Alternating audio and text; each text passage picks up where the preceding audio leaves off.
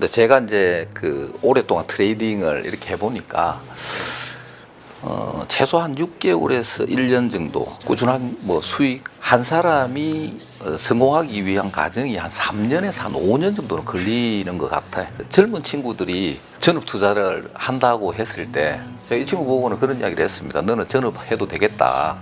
처음에 이제 3개월 정도 수익이 난다 해가지고 나는 전업할 것이다. 그래도 기본적으로 전업을 하려면은 월에 한 1,000만 원 정도 이상은 수익이 나야 전업을 할 수 있으니까.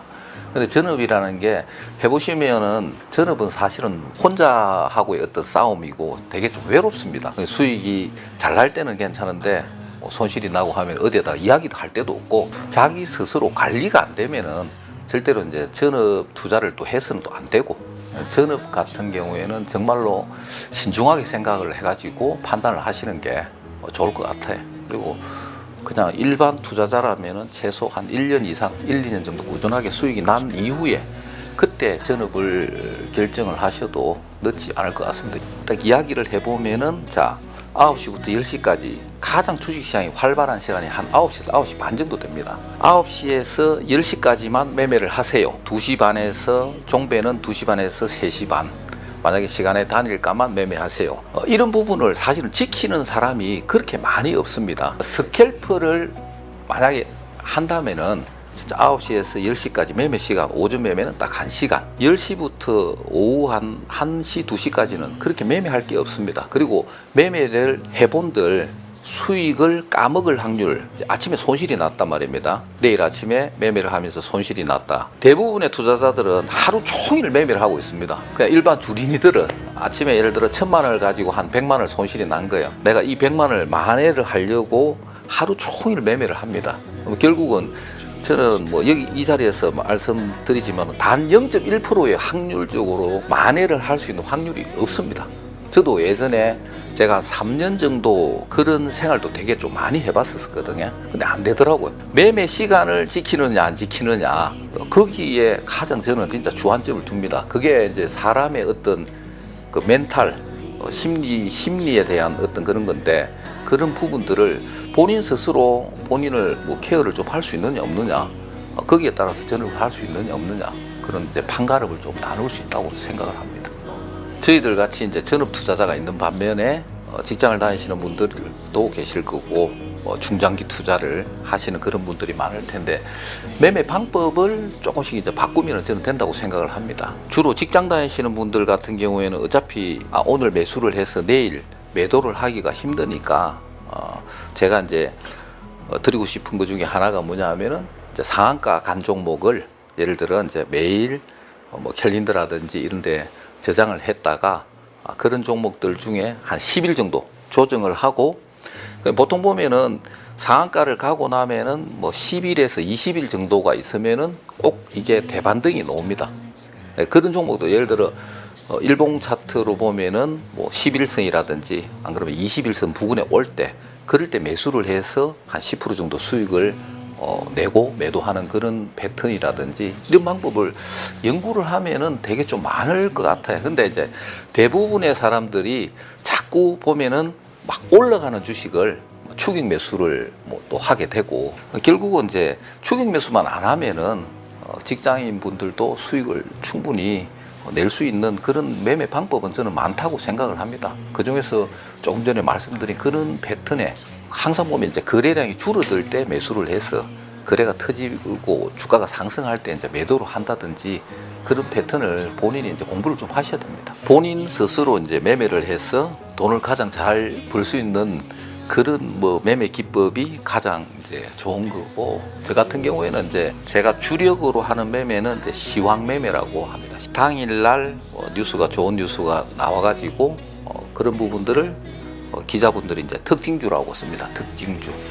특징주라고 이제 타이틀을 달고, 그게 이제 그 종합 시황창에 나오면은 단기적인 어떤 수급이 몰려가지고 상한가를 가는 경우도 있고, 전업 투자를 할 것 같으면은 사실은 이제 저 같은 경우는 그래요. 이게 롱런을 하기 위해서 시황 매매도 좀 할 줄 알아야 된다.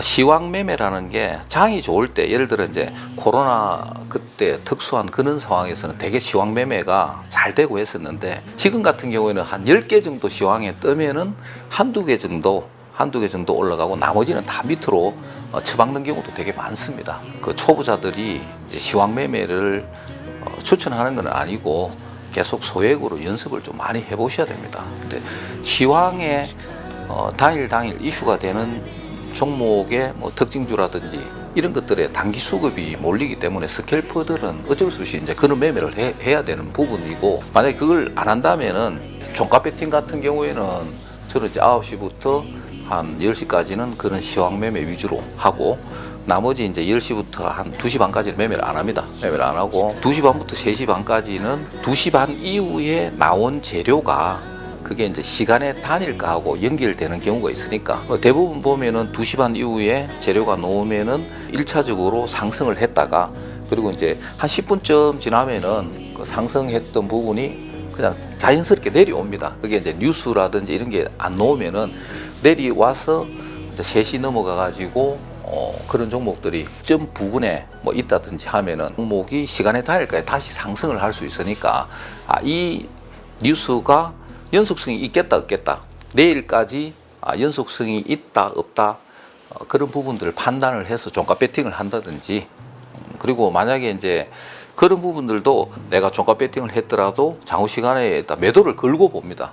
그리고 매수가 많지 않으면은 매도를 하고, 매수가 많으면은 매도 내놓은 거를 취소를 해서 시간의 단일가까지 이제 가져가는 그런 이제 매매도 있을 것이고, 오래전으로 좀 이야기가 올라가는데, 제가 이제 99년도부터 주식을 했으니까 그때는 뭐 학원을 해가지고 되게 좀 학원이 좀 잘 됐었습니다. 학원이 컴퓨터 학원을 제가 한 3, 4년 했었는데, 그 우연찮게 이제 후배가 뭐 공대 학생회장을 하고 있었는데, 그 놈이 이제 학원에다 스폰서를 하나 끊으러 온 거예요. 그래서 스폰서를 끊어주고 이놈이 이제 계속 학원 주위에 보이길래 제가, 야, 너 뭐 하냐? 이렇게 물어보니까 주식을 한다 그래. 그래서 처음에 이제 주식을 하게 된 계기가 그 친구 때문에 사실은 하게 됐죠. 처음에는 이제 그냥 남들처럼 한 3천만 원, 뭐 2천만 원, 3천만 원, 그 당시에 지금 한 24년 전에 2, 3천이면 뭐 큰 돈이긴 한데, 제가 이제 학원이 그 당시에 좀 잘 돼가지고 한 3천만 원 정도 그때 처음에 투자를 했던 것 같아요. 2, 3천 정도 투자를 해서 한 3일 정도 지나니까 한 200만 원 정도 수익이 나더라고. 와, 뭐 이런 게 다 있나. 그래서 이게 정말 꽁돈같이 약간 그런 생각이 들잖아요. 저는 처음에 학원 할 때도 28명을 인수를 받아가지고 한 1000명까지 제가 했으니까 되게 열심히 그때는 발로 막 뛰고 이래가지고 성공을 한 케이스인데, 학원은 이제 발을 들이다 보니까 되게 재밌더라고요. 그래서 이놈 보고 이제, 야, 너 이리 와 해갖고 이제 같이 학원 원장실에서 이제 주식을 시작하게 된 거죠. 시작을 하다가 처음에 우연찮게 뭐 2002년도에 어디 대회에 나가 이제 우승을 한번 하고, 그러다 보니까 이제 주위에서 이제 보면 이제 돈을 좀 맡기려고 막 하시는 분들이 있잖아요. 그래서 이제 그 친척 중에 어떤 분이 이제 금액을 그 당시에 이제 뭐 한 3억에서 5억 정도 이렇게 맡긴 거예요. 그때는 이제 은행 이자도 뭐 금리도 되게 좀 비쌌던 시절이니까 그분한테 제가 한 3부 이자를 주겠다. 이렇게 해가 이제 주식을 시작을, 그때 그 돈을 이제 맡아서 이렇게 했는데, 그때 제가 지금 생각해 보면 그런 것 같아요. 그냥 벌었다 손실이 났다, 벌었다 손실이 났다, 이런 과정을 한 3, 4년을 하니까 돈이 이제 원금이 3부 이자를 주니까, 예를 들어서 5억에 3부 이자 같으면은 한 달에 1,500만 원씩 나가잖아요. 그럼 1년 같으면은 뭐 거의 한 2천 가까이 나가니까, 그리고 그게 3년 정도 돼버리면은 원금이 그냥 싹 없어집니다. 그리고 저도 뭐 생활도 해야 될 것이고 생활비도 또 많이 좀 들어갈 것이고, 그래서 이제 학원을 제가 원래 하나를 설립해서 그다음 학원을 2개를 했었거든요. 2개를 했었는데 이제 다 정리를 했죠. 이제 주식 한다고 이제 하나 이렇게 다른 분한테 매각을 하고 또 이렇게 하다가 계속 그냥 제가 지금 이제 계속 말씀을 드리는 이유가 계속 저도 이제 그 다람쥐 쳇바퀴 돌듯한 그런 생활을 엄청 한 거예요. 제가 2000년도 초반에 1000만 원을 가지고 하루에 한 20억도 매매를 했습니다. 20억 정도 하려면은 진짜 컴퓨터 앞에서 밥 먹고 하루 종일 해야 1000만 원을 가지고 20억을 매매를 할 수 있습니다. 근데 지금 유튜브를 보더라도 너무 매매를 많이 하는 애들이 많아요. 근데 단기적으로 보면 그 친구들이 장이 좋을 때는 급등을 했다가 그 장이 안 좋으면은 뭐 대부분 급락을 하잖아요. 손실을 많이 보고 저도 이제 뭐 그냥 깡통을 찼다는 이제 보통 그런 이야기를 많이 하는데 저는 깡통까지는 찬 건 아닌 것 같고 그냥 그 이자 주고 뭐 생활비에 그냥 계좌가 이렇게 다 녹아내린 거죠. 녹아내려 가지고 제가 그때 그 실전 투자 대회에 아주 그 유명하신 그런 분이 뭐 광주 쪽에 계셨는데 제가 이제 그분을 한번 찾아러 갔습니다. 그분을 찾아가 가지고 진짜 그 무릎까지 한번 꿇었었거든. 무릎까지 꿇고 아유 뭐 저를 좀 제자로 좀 받아 주십시오라든지 약간 그렇게 이제 했는데 그분이 뭐 되게 좀 매몰차게 이렇게 좀 내치시더라고요. 그래서 그런 생각이 그 당시에 들더라고. 제가 이것이 우리가 이제 소위 말하는 이것이 인생이구나. 정말 그 빚이 제가 이제 결국은 이제 다른 분한테 가져왔던 그 돈 한 5, 6억 하고 제가 이제 학원을 하면서 한 1억 정도 빚이 있었고 빚이 한 7억까지도 갔었습니다. 빚이 7억 가고 하니까 야 이거 참 앞으로 어떻게 살아야 되나 정말 망망했었거든. 망망했었고 그리고 이제 지금 젊으신 분들은 사실은 빚이 한 1억만 있어도 중내 산에 이런 말을 많이 하잖아요. 저도 뭐 그 당시에 그 이상까지 갔는데 제가 이제 지금 이날 이 자리까지 사실은 왔으니까 젊은 분들 이제 지금도 보면 골방에 앉아가지고 뭐 컵라면을 먹으면서 정말 희망을 꿈꾸고 열심히 주식 투자를 하고 계시는 분들이 좀 많으실 것 같아요. 그래서 좀 힘을 좀 내시라고 저는 진짜 그런 이야기를 해드리고 싶어요. 근데 이제 단순히 우리가 이제 힘을 그냥 뭐 희망을 가지라는 게 아니라 뭔가 지금 내 계좌가 손실이 나면은 자 이런 부분이 안 된다.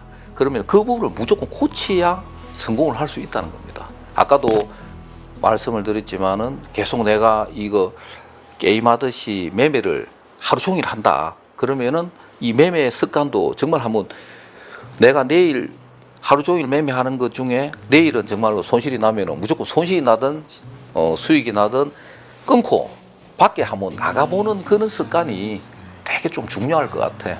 그래서 주린이 분들이 그런 부분들을 좀 지켜가지고 조금 시간이 지나면은 근데 지금 5년이 되고 10년이 돼도 성공 못 하시는 분들이 되게 많거든요. 결국은 그런 부분들을 안 고치는 거예요. 지금 똑같은 거 자기 고집 아집 주식하다 보면은 이상하게 쓸데없는 그런 고집이 되게 많습니다.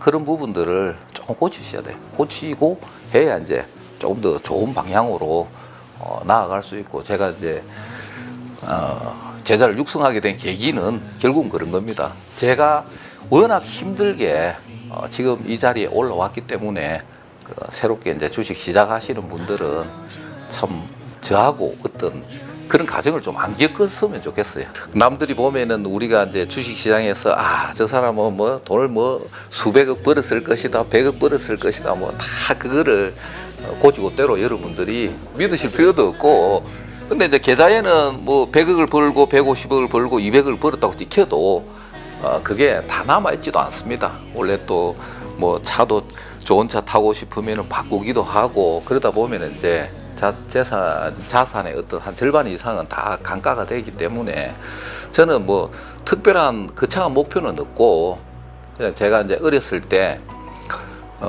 제가 이제 일남 일녀인데 우리 애들하고 되게 좀 30대에 많이 놀아주지를 못했습니다. 놀아주지를 못했고 지금 이제 제자들도 보면 이제 여행을 간 친구들도 많고 하는데 제가 비행기를 타다가 하도 이제 총각 시절에 태풍 올 때 제가 제주도를 한번 온 기억이 있는데 그때 진짜 죽을 뻔했거든요. 그래서 그런 트라우마가 있다 보니까 비행기 타는 걸 되게 좀 싫어합니다. 해외 여행을 2017년도인가 그때 이제 가족 여행이라고 이제 동유럽을 한번 갔었고, 그 이전에는 뭐 특별히 멀리 이렇게 가본 적이 없습니다. 근데 애들하고 이제 우리 아이들 데리고 좀 좋은 뭐 제가 사실 제일 가고 싶은 나라가 스위스입니다.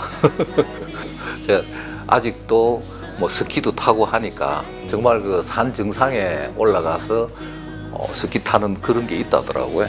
그런 것들도 한번 뭐 실천해보고, 그냥 제가 살면서 해보고 싶었던 그런 어떤 버킷리스트 그런 것들을 실천해보고 그냥 뭐 평범하게 그냥 살고 싶습니다. 가족들과 함께.